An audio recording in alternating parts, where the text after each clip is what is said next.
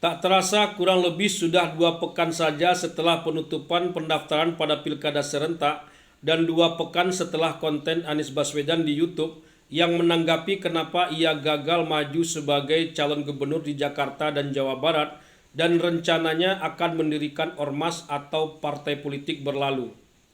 Saya kira setelah itu Anies Baswedan akan tiarap atau melakukan evaluasi atau kajian serius tentang apa yang akan dilakukannya ke depan. Melakukan persiapan mendirikan partai atau ormas yang katanya dalam waktu yang tak terlalu lama. Ternyata itu masih tataran ide, belum akan terwujud dalam waktu dekat ini.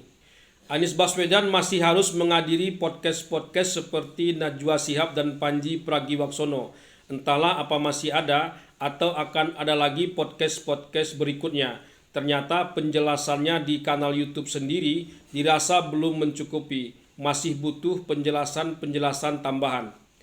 Otomatis saja fokus Anies Baswedan akan terpecah terhadap rencana besar yang akan dilakukannya itu.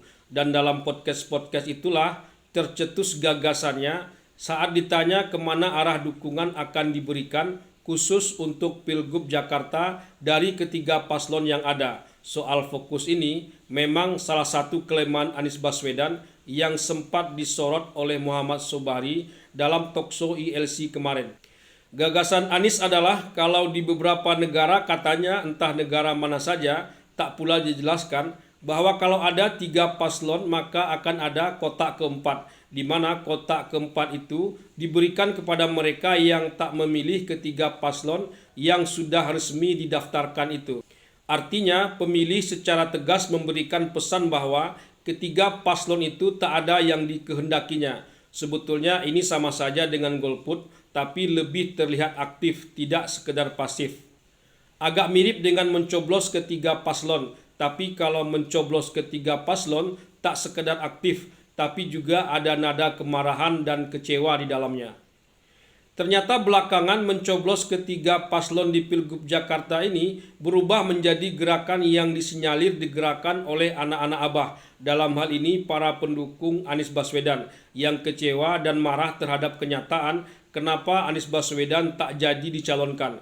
Kalau sudah begini, ini bukan lagi sekedar kecewa dan marah yang alamiah saja, tapi sudah berubah menjadi suatu gerakan politik. Tentu saja Anies Baswedan dan tim membantah bahwa gerakan mencoblos ketiga paslon di Pilgub Jakarta itu yang sudah berubah menjadi gerakan politik berasal dari dirinya dan timnya. Itu masih dianggap sebagai reaksi kekecewaan dan kemarahan rakyat yang alamiah yang harus dihargai. Rakyat Jakarta benar-benar dianggap tak terima kenapa Anies Baswedan dibegitukan. Calon independen yang tiba-tiba lolos dengan jumlah KTP yang sangat banyak, partai-partai yang mendadak berkumpul hanya pada satu paslon saja, dan satu partai yang tiba-tiba mengusung orang yang tak pernah disebut-sebut di detik-detik terakhir. Padahal Anies Baswedan sudah siap-siap untuk diumumkan secara meriah dan menggelegar di acara PDIP.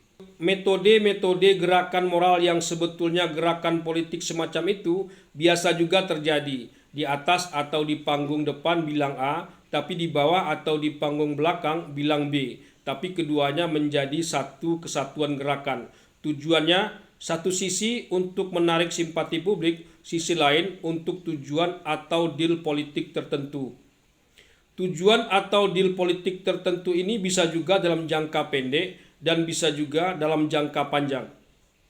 Tapi gerakan mencoblos ketiga paslon itu sendiri tak akan pernah terwujud, sampai ke ujung pun tidak. Nanti di tengah-tengah akan diklarifikasi bahwa gerakan itu tak baik bagi demokrasi dan lain-lain. Pandailah mereka, jawaban klarifikasi sudah dipersiapkan mirip dengan baju kaos Anies dan timnya yang bertuliskan "We the People". Untung bukan people power seperti yang pernah juga disebut Amin Rais dulunya.